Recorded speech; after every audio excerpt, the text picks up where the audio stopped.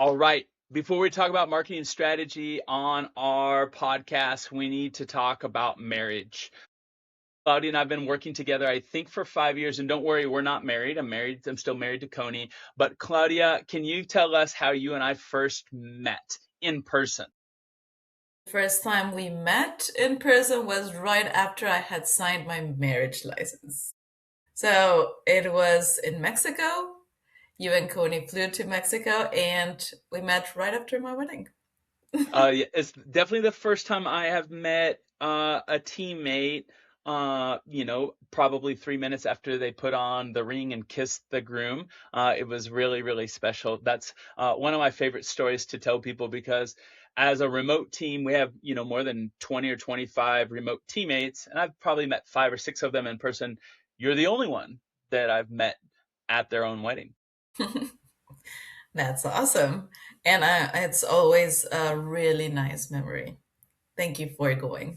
All right, so today's entry episode is to go through the things that you and I have seen over the last 5 years and the clients that we work with, and what are some kind of takeaways, high-level takeaways that you and I see that are common mistakes, so people can adjust these right away. So let's set the stage, Claudia. If someone is listening to this right now, who is this episode for? This episode is for a CEO in the 5 million to 50 million range who is tired of marketing feeling like a black box. They've moved past the founder led sales phase and need a predictable growth engine. But right now, they feel like they're funding expensive experiments rather than a scalable department.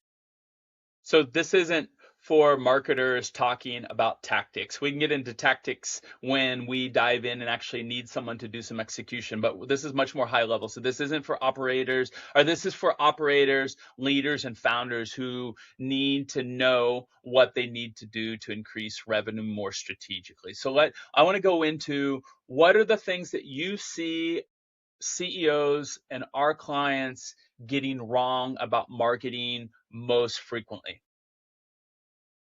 I think that what they get wrong about marketing, it's mostly that they feel like they need to understand everything, that they need to understand how it's a Facebook ad created, how um, any other SEO blog is created.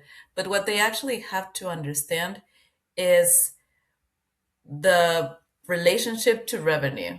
What's the customer value? What's the close rate? And how many of the leads that we're actually getting are converting? Yeah.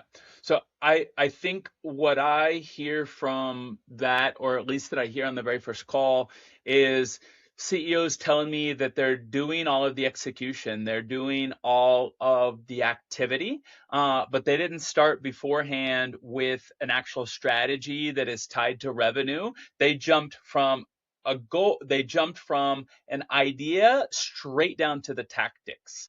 So let's move to systems. Okay. When you walk into a company, or when we walk into the company for the first time, what is it that we are looking for? What is it we're looking at? We're looking at the clarity of the offer. If the CEO can explain exactly who they serve and a specific problem they solve in 20 seconds, the marketing team never will. You can add ad spend your way out of a fuzzy message. Most marketing problems are actually positioning problems. So marketing is just a megaphone. So sometimes it means less is more, or would you say that translates into, hmm, I guess, can you say it in other words? Say it in words that a CEO would understand. I would say that it's the clarity is what will help marketing scale the messaging and sell more, turn it into actual revenue, because complexity is the enemy of the execution. Activity Well, is not traction. mm.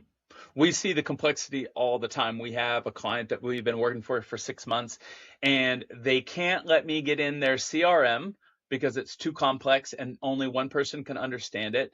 They can't let us get into their marketing tech because it's set up by a whole bunch of different tools crisscrossing each other with zaps and so forth.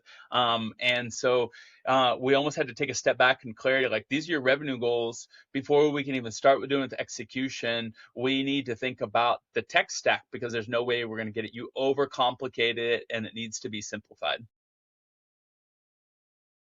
Let's go to around making marketing measurable. If I'm a CEO and I don't want a marketing degree, I don't want to go study my MBA in marketing, what is it that you think I need to understand quickly? What you need to understand quickly, I would say, is everything, every single part of the activity that is actually directly linked to the pipeline. So, customer value, how much it takes from one lead to become an actual conversion, and how much it costs you to get that lead. Yeah, and if you don't know these numbers, it's going to be difficult, right? But if you do know, marketing becomes math, and you can start to actually calculate your return on an investment, and it's not going to be a mystery. So instead of, hey, is branding working, which is probably what you felt for the last couple of years, you can start to say, are we generating the right volume of qualified conversations based on this strategy, this technique, this budget? And that's how we get there. I want to move to thinking about capacity without over hiring. You know that I originally come from a B2C brand that I would never do again, because in order to make more money, I had to hire more people. So you, Claudia, have built internal teams not only for us in Strategic Pete, but you've built teams using interns for our clients and use very structured systems. So let me tighten this up. You've built internal teams and structured systems. Why does this matter so that you're not over hiring? Because systems are everything. When you have an accountable person for each part of the process and the system, then it flows. If everyone thinks that someone else is accountable for the result, then the system breaks, which means you don't actually have a system, and then it doesn't flow, it doesn't convert. And I would say, to add to it in very simplified layman's terms, if you have a system, almost any generalist marketer is going to be able to do 80 or 90% of what your expert does. The expert just needs to check on it, just needs to make sure that there don't need to be tweaks or technical things. Can you give an example, Claudia, of uh, a process that is executed inside of our team by somebody who is an intern and does it very successfully because of the system? We've had several interns that have created systems, so let me choose one. Um, I would say that the PR system that one of the interns created is really good. She is very organized, she is very structured. And then what she did was identify the specific tools that needed to be checked. She has a frequency of when to check them, how to check them. She created prompts on how to do it. And every pitch that she pitches, it's completely tailored. And then that passes on to another person. And then we monitor all those replies for PR. So she created the system. She tried it out. It worked. And now we have different people in different stages that she can supervise, and it keeps on getting the results that we want. Yeah, and I would add to another system would be sales development reps, right? So our head of sales was an intern for us probably a year and a half ago. And about 6 months ago, we hired two specific interns to do a 6 month stint with us. We told them from the very beginning that they would be spending about 75% of their time on outbound sales. And we train those interns to do calls and cold email and LinkedIn.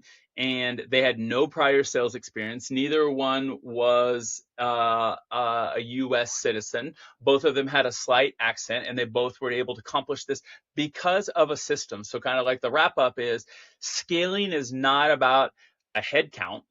Rather, scaling is about a good architecture. Would you agree? For sure. I want to Systems ask, scale go people, ahead. I would say. Systems scale people. Build the structure before you build the headcount because that will help it scale and get the results that you actually want. Claudia, what's something that you hear from marketers that drives you crazy? That brand awareness is all there is. I would say that this is a very big metric to that leads to big results. Brand awareness, at least when it's used to hide a lack of results. I love brand, but for a 20 million company, brand is the result of doing good work and being consistent, getting actual leads, getting actual conversions, getting actual results. So awareness can be a primary metric. And I would say something that's still intangible, but I think that a CEO and a CFO will understand between what is brand awareness vague in terms of fluffy marketing metrics by a marketer, and what is brand awareness that is intangible that you still didn't know that works. If a CFO or CEO knows after a specific campaign when they go to a conference or they talk to a prospect or they talk to a board member or they talk to an investor, that they sense that those people are aware of the campaign and they sense that they are building a moat around their company, that is brand awareness that might be intangible and you might not be able to multiply it in the first year, but it's going to increase the multiple for when you exit, or it's going to increase the valuation when you want to invite an investor. And it's also going to increase the likelihood that people want to work for you. People like to work for brands that have a bigger moat around themselves. So let's dive into rapid fire. Are you ready, Claudia? I hope so. Biggest red flag that you see in leadership teams? No one is accountable. There is no scorecard. So the only thing that they track is actually just activity that isn't aligned with pipeline and lack of systems, lack of SOPs. Favorite or biggest green flag when working with a leadership team? Biggest green flag. Well, I would say the vice versa, right? They have a CRM, they have it organized, they know what they're talking about. They, if you ask them something, they easily find it because it's organized, and they have a scorecard where they see where everything is going with the big projects that are happening, etc. Everything is measurable. Mm. Well, I think that you kind of answered that this next question with that answer, but I'll rephrase it. What's one thing that a CEO that's sitting in the CMO seat and knows that they shouldn't, what should that CEO do this week now? I think it would be look into the efforts inside of your company that are actually aligned to the conversions. So perform a marketing math audit. Ask your team for the three numbers: average customer value, close rate, and qualified leads. And if they don't have them, stop this activity and then maybe start reanalyzing and doing a nice Howard matrix to how to cut out the high effort noise until your math is clear and everything is actually aligned to the results. And don't overthink it, right? But you wouldn't go buy a used car from 2019 without looking up its blue book value, with how many owners it had, how many miles, right? So go into your company and look for what is the napkin math that you need. What are two or three or four numbers that you need to know if things are working, and then you can determine if you're going to buy that used car. So if you are leading, listeners, if you're leading a company and you know that marketing matters, but it still feels unclear, this conversation was for you. That's what we do at Strategic Peak. Next episodes, we'll keep breaking down on how to scale storytelling, build that moat around your team, and get a return on investment from marketing in a way that you, as a CEO who doesn't want to be in the CMO seat, can actually understand and lead without becoming stuck in the marketing execution. Claudia, thanks for being the first guest on our podcast. Appreciate it. Thank you, Peter, for having me. See you all soon.